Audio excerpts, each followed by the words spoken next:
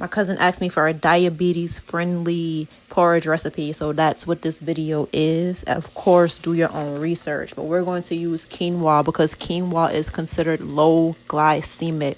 And all of the ingredients in this porridge will be low glycemic. So quinoa has a glycemic index of about 53. Low glycemic foods causes a smaller blood sugar rise than higher glycemic foods. In quinoa specifically, it's due to its high fiber and protein content, which slows down the digestion of carbohydrates, reducing blood sugar. So I'm using a half a cup of quinoa. Now, I read that if you soak it overnight, it'll help with digestibility, but totally up to you if you want to soak it overnight. If not, you can just rinse it, which is what the back of the quinoa bag says to do. Rinse it until the water's not cloudy anymore. I soaked these overnight, and then the next day, rinsed them off again. For that half a cup of quinoa, I put them in a pot with a cup of water. Now, you have options here. If you are not going to blend your porridge and you want your porridge to be just the thicker, not smooth consistency, if you're okay with that, then you can boil your quinoa with unsweetened coconut milk or unsweetened almond milk. Both of those are low glycemic.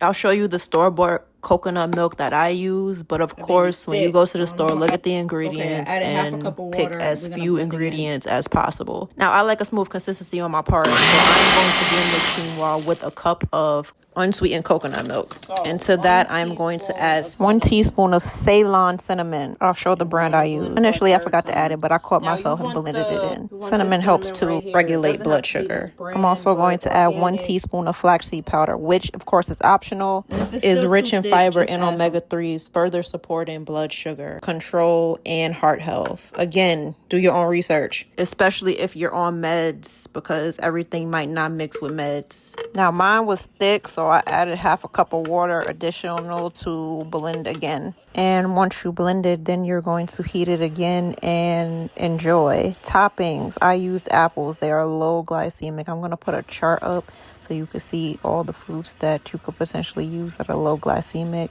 Enjoy.